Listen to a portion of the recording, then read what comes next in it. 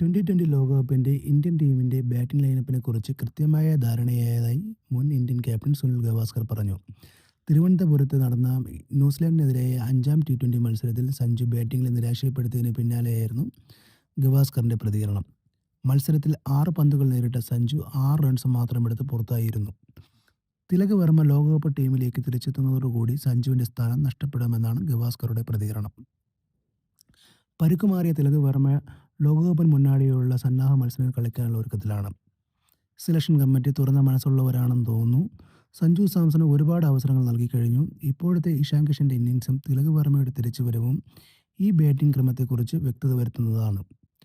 2020 പരമ്പരയിലെ 5 മത്സരങ്ങളിൽ ഓപ്പണറെ കളിച്ച സഞ്ജു സാംസൺ 46 റൺസാണ് ആകെ നേടിയത്. പവർ പ്ലേ അവസാനിക്കും മുമ്പ് പുറത്തായി മടങ്ങുന്ന സഞ്ജു ലോകകപ്പിന് തൊട്ടുമുമ്പ് ടീമിൻ്റെ പ്രധാന തലവേദനയാണ്.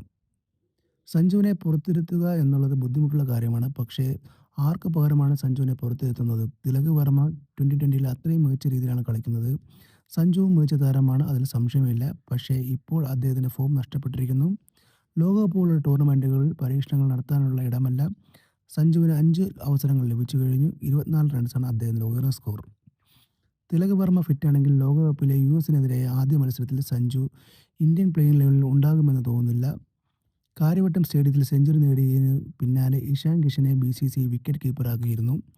ലോകകപ്പിന് മുമ്പ് കീപ്പറായി ഇഷാൻ പ്ലേയിങ് ടൈം ലഭിക്കുന്നതായിരുന്നു BCCIയുടെ ലക്ഷ്യം. 46 റൺസിനായിരുന്നു 4-ാം മത്സരത്തിൽ ഇന്ത്യയുടെ വിജയം. ആദ്യം ബാറ്റ് ചെയ്ത ഇന്ത്യ ഇഷാൻ കിഷന്റെ സെഞ്ചുറിയുടെ മികവിൽ 20 ഓവറിൽ 5 വിക്കറ്റ് നഷ്ടത്തിൽ 271 റൺസ് എടുത്തു. മറുപടി ബാറ്റിംഗിൽ ഇറങ്ങിയ ന്യൂസിലാൻഡ് 19.4 ഓവറിൽ 225 റൺസിന് ഓൾ ഔട്ടായി. 5 വിക്കറ്റുകൾ നേടിയ അർഷദീപ് സിംഗിന്റെ പ്രകടനമാണ് ന്യൂസിലാൻഡ് ബാറ്റിംഗ് നിരയെ തകർത്തത്. ഇതോടുകൂടി 5 മത്സരങ്ങളുടെ പരമ്പരയുടെ 4-1 ഇന്ത്യ സ്വന്തമാക്കി. ഇഷാൻ കിഷനാണ് player of the match. Suryakumar Yadav പരമ്പരയുടെ താരമായി.